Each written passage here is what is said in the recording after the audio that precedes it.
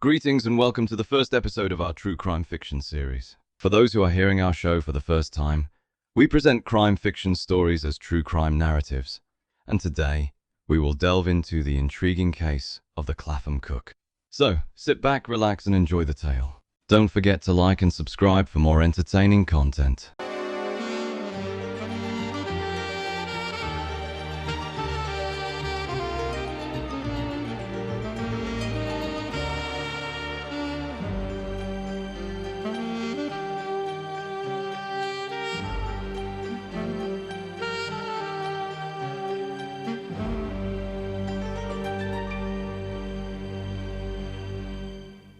Husband put head in gas oven, home life happy?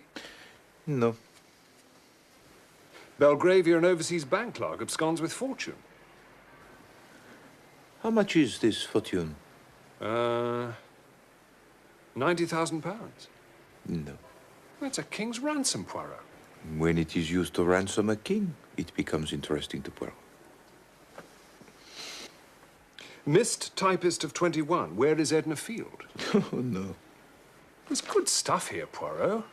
Mysterious suicide, absconding bank clerk, missing typist. Yes, but I am not greatly attracted to any of them, mon ami. And that's where we begin our story, with Hercule Poirot and his trusted friend Captain Hastings perusing the newspapers for an interesting scoop. You see, our friend, Hercule Poirot, is a private detective, and finds more interest with a grease stain on his suit and the shape of his moustache. But all of that is about to change when his secretary, Miss Lemon, arrives with a new client. At first, Poirot is uninterested, insisting that it's not of national importance, but upon the insistence of Miss Lemon, he changes his mind and lets the client in. The client was a woman of average height, average build, and had black hair.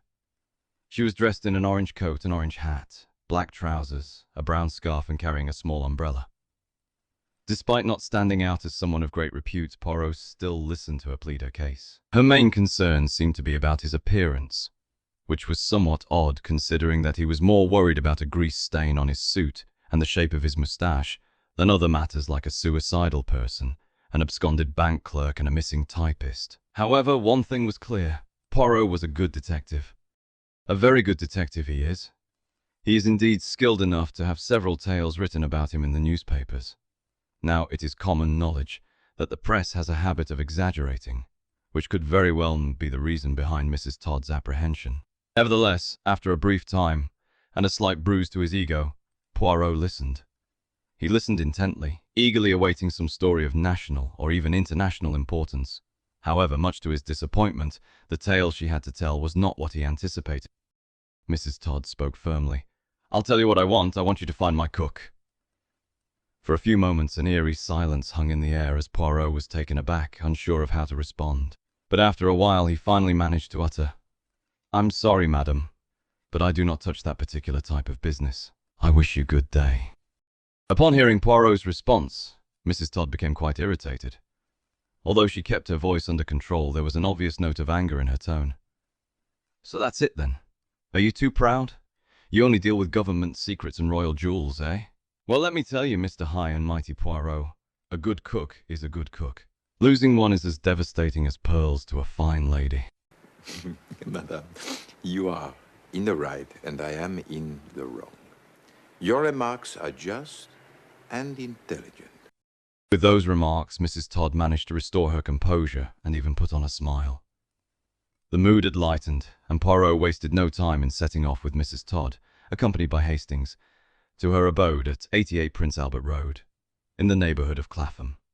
During their journey, Poirot got the lowdown on the situation. The cook in question was Eliza Dunn, middle-aged and rather thin with grey hair. She had been last seen on Wednesday. What piqued Poirot's interest even more was that Mrs. Todd had nothing but positive things to say about Eliza. Even Mrs. Todd's previous employer had only kind words to offer about her. This made the sudden departure of Eliza all the more perplexing, particularly since she requested her suitcase and luggage the next day. When our trio arrive at their destination, Poirot has a rather odd request for Hastings. "Promise me one good thing, Mr. Hastings. Never, never must Chief Inspector Jack find out about this." Though he doesn't reveal the reason behind his desire for secrecy, Hastings promises to keep the investigation confidential. Together, they enter the house and approach the housemaid, Annie. Poirot describes her as a lovely, kind-hearted and good-natured young woman with short, wavy black hair. He then asks her opinion on the entire situation, and her response is, "White slavers." Despite this notion seeming ludicrous and absurd, Poirot did not outright dismiss it, unlike Hastings, for good reason. In this context, the term white slavery does not refer to the race or skin color of the victim, but instead, it is used to describe the crime of sexual slavery. Annie further revealed that Eliza had always advised her to stay vigilant around unknown men and never to follow them, no matter how charming their words may be. This theory seemed plausible, yet there was a significant issue. If Eliza had indeed been taken by these self-proclaimed white slavers, why would she request her luggage and suitcase? This, combined with the fact that the suitcase in question was already packed and tied up by the time the couriers arrived, strongly suggests that Miss Eliza Dunn had planned to depart on her own volition. And with that, Poirot returned to Mrs. Todd with more questions, specifically inquiring about any other paying house guests who might have information about Miss Dunn's disappearance. Mrs. Todd responded, "Oh yes, there's Mr. Simpson, our paying guest. He's a young fellow, 28 years old, and works at the Belgravian Overseas Bank." Nothing out of the ordinary, except for one detail. The Belgravian Overseas Bank is the very same establishment from which £90,000 was stolen by a particular bank clerk earlier in the week. Later on the day, they noticed that Mr. Simpson had returned from work, leading Poirot and Hastings to decide to pay another visit to Mrs. Todd's home, intending to question him. He stood at about 6 feet tall, sported greying hair, and had rather prominent ears. Even when accommodating Poirot's inquiries, he provided no details helpful in tracking down Miss Dunn. There was, however, one intriguing detail. In sharp contrast to his friendly demeanor towards Annie, the housemaid, Poirot seemed reserved and less accommodating when interacting with Mr. Simpson. He did not directly accuse Mr. Simpson of any wrongdoing, nor was he suspicious. But Poirot did approach him closely, so close that he could catch a whiff of his breath. He posed a single, straightforward question. "So tell me, as a young gentleman, what kind of activities do you engage in around here in the evenings?" Mr. Simpson found this unforeseen closeness somewhat awkward and uncomfortable. Struggling to respond, he managed to stammer out, "Oh, the typical things, you know. Musical evenings, amateur theatricals, that sort of thing. But I don't participate myself." And with this peculiar encounter concluded, Poirot and Hastings said their goodbyes and headed back home. As they walked, they discussed various details of the situation among themselves. Overall, they noted that as of yet, there didn't appear to be any actual crime. They acknowledged that, for all they knew, Miss Dunn had voluntarily left Mrs. Todd's employ, perhaps in a bit of a rush. It was Poirot who admitted that this perplexing case of the Clapham Cook had definitely piqued his curiosity. After a good night's sleep to reflect on the details of the case, Hastings arrived at Poirot's office to find the detective in a rather irritable mood. Typically, our resident sleuth displayed a composed and calm demeanor, so it was intriguing to see him so agitated. As he glanced over Poirot's desk, he spotted a letter that provided an explanation. What? What? How does she dare? What is it? As a favor, as a great favor, I agree to investigate this two-penny, half-penny affair. What is it, old chap? Read it! Read it! Mr. Todd regrets that after all his wife will not avail herself of Mr. Poirot's services. Sir. After talking the matter over with me, she sees that it is foolish to call in a detective about a purely domestic affair. Sir. Mr. Todd encloses a guinea for consultation fees. Is this to be believed, huh? Do they think they can get rid of Hercule Poirot like that, huh? No! No, no, no, no, no, no! 36 times! No! They send me 1 guinea, huh? No! I will spend my own guineas. 3,600 of them, if need be. But I will get to the bottom of this matter. It appeared that the esteemed Poirot had been humbled, and quite possibly his inflated ego couldn't handle the blow. But instead of discouraging him from the case, this perceived insult only fueled his determination. The letter, coupled with the mere 1 guinea, equivalent to £60 today, only served to add fuel to the fire of Poirot's interest in the investigation. With that done, Poirot set off to the Belgravian Overseas Bank in London in order to learn more about a certain Mr. Simpson. The manager of the bank, Mr. Cameron, agreed to talk to Poirot but provided little and insignificant information about the youngster. Amongst the sparse knowledge, only a few pieces were worth mentioning. Mr. Simpson was an exemplary, punctual employee, and he was unwell and absent from work on Thursday due to a cold. With the conversation concluded, both men exchanged formalities and went their separate ways. As Poirot was leaving the bank, he was somewhat startled to observe Chief Inspector Jack engaging in a conversation with none other than Mr. Simpson, who happened to be a close friend of Mr. Davis, the bank employee who had stolen the £90,000. Inspector Jack thought maybe Mr. Simpson could shed some light on his friend's whereabouts. But with no further insights to share, Mr. Simpson made his farewells to Inspector Jack and turned to head back to his work. Or at least, that's what he would have done if he had not suddenly noticed Poirot descending the stairs and the two men locked eyes for a brief moment, long enough for each to recognize the other. By now, you may be intrigued as to why this situation was such a source of concern for Poirot. Chief Inspector Jack explains why in his own words. Not Poirot, I said. Hard times or not, he wouldn't fall that far. Poirot attempted to resist, but it was futile. Chief Inspector Jack had caught him red-handed. He gathered the necessary details and returned to his office, where he awaited the outcome of the ad he had placed in the newspapers. As Poirot sat in his office chair, refusing offers to take on more lucrative cases, a response from Eliza Dunn arrived. The message read as follows. Dear Sir or Madam, ref your ad in the paper. I already got my legacy, if there's some mistake. Yours truly, Eliza Dunn, Miss. P.S. Thanks all the same for your trouble. With this significant advancement in the case, Poirot and Hastings boarded a train bound for Fell Cottage in Amdale, Cheswick. After a lengthy train journey, featuring a beautiful scenic route, Poirot and Hastings finally arrived at their destination. Fell Cottage was a charming and cozy, but secluded, home that exuded tranquility and serenity, the kind of property anyone would yearn to own. When they knocked on the door, a woman, fitting the description provided by Mrs. Todd, middle-aged, grey-haired and thin, answered. She exuded warmth and hospitality. As Poirot and Hastings settled down, Miss Dunn began recounting the story that had led her to this point. On a Wednesday, a week before leaving Mrs. Todd's employ, Miss Dunn encountered a stranger who had been calling her name down the street. The man, an Australian, explained that her grandmother had a friend who had recently passed away, leaving her a significant inheritance. The stranger presented himself as a lawyer and shared the news of this unexpected windfall.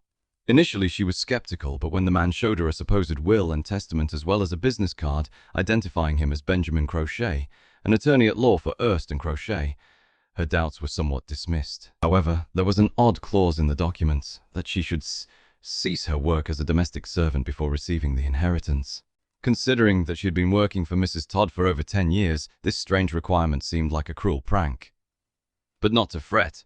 Our lawyer friend had a solution. She should simply leave the Todd's employment and, after a brief absence, meet him again. All she had to do was immediately depart from the house and not return. He even offered money for the train fare and promised to deliver a letter to Mrs. Todd. And so, we encounter a puzzle in the form of unanswered questions. First, what occurred to the letter intended for Mrs. Todd? Where did Miss Dunn's suitcase disappear to? And most intriguing of all, who exactly is this enigmatic Benjamin Crochet? With these intriguing problems and more unanswered questions than before, Poirot swiftly prepares to leave. Upon reaching the train station, Poirot endeavors to contact Chief Inspector Jack, notwithstanding his desire to keep his investigation under wraps. He sends an urgent message to Jack, which reads as follows.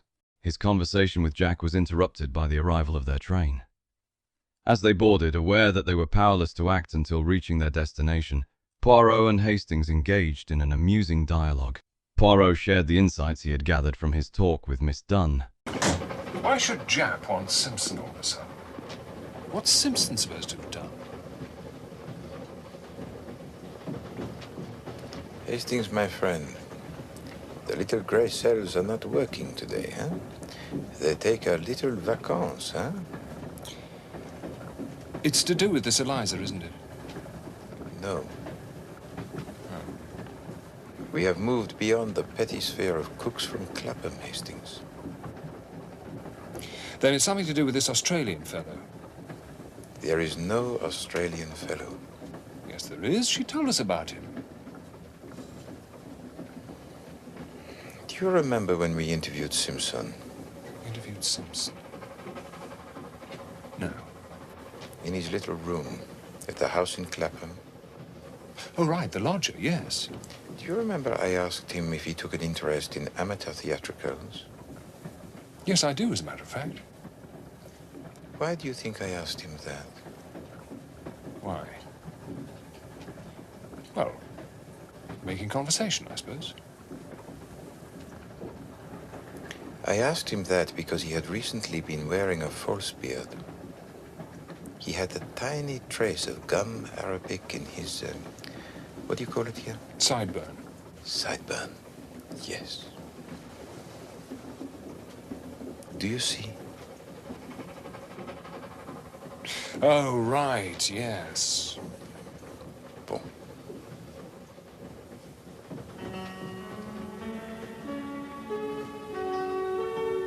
The Australian was Simpson in a false beard.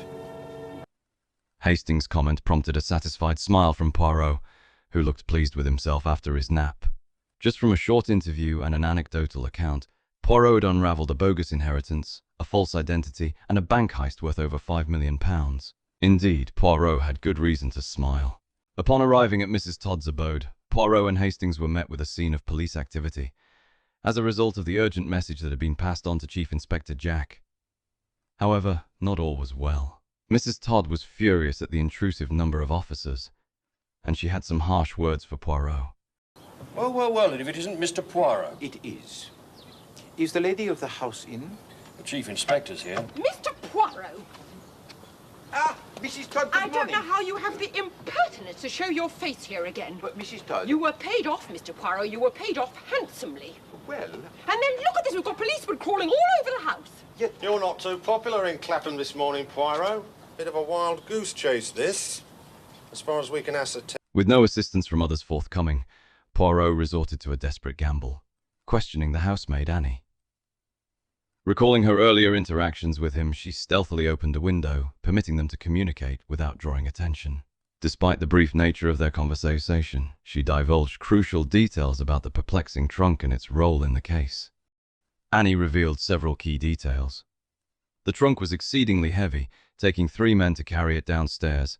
It was tied up and packaged with a sturdy rope when the men arrived to collect it, and the labels simply read, Miss Eliza Dunn. With this informative exchange concluded, Poirot wasted no time heading to the Southern Railway.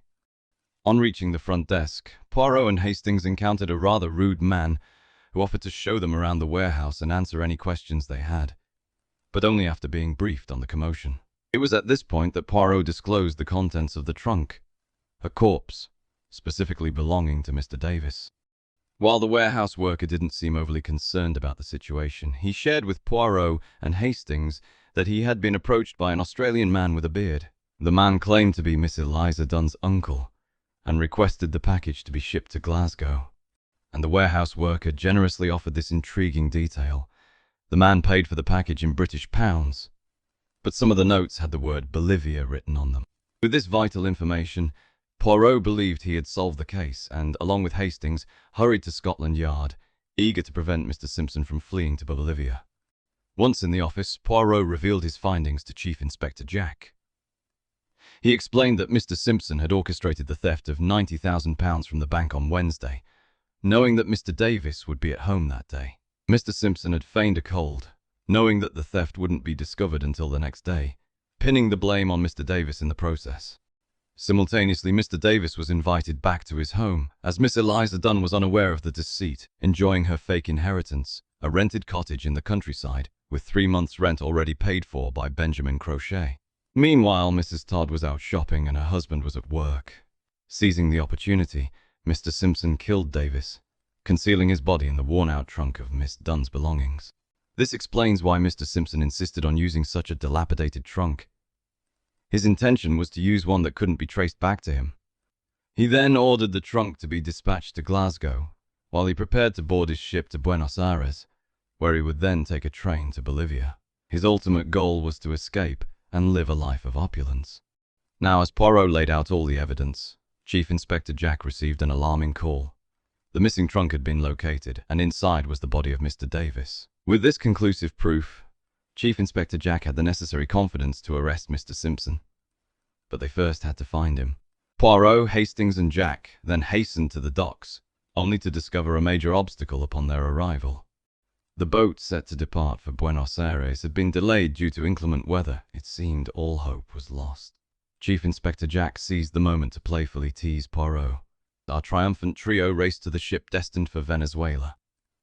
Poirot, with his sharp eye, spotted Simpson and called out to him in an effort to prevent his escape. However, upon realizing his scheme was unraveling, Simpson tried to rush aboard. Fortunately, Chief Inspector Jack swiftly called upon 2 sailors to intercept him. After a brief struggle, Simpson was apprehended, and the intriguing case of the Clapham Cook came to a close. We end our tale on a high note, with Poirot asking Miss Lemon to display an unusual frame on the wall. It contains the check Mrs. Todd gave him to dissuade him from further investigation. Intrigued, Hastings inquired why he hadn't simply cashed the check. Poirot, with his signature flair, replied, Is to me, Hastings, a little reminder. Never to despise the trivial, but the undignified. A disappearing domestic at one end, a cold-blooded murder at the other.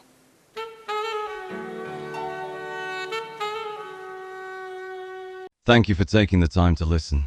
Remember to like, subscribe, and hit the bell notification to stay up to date on our enthralling stories. Enjoy.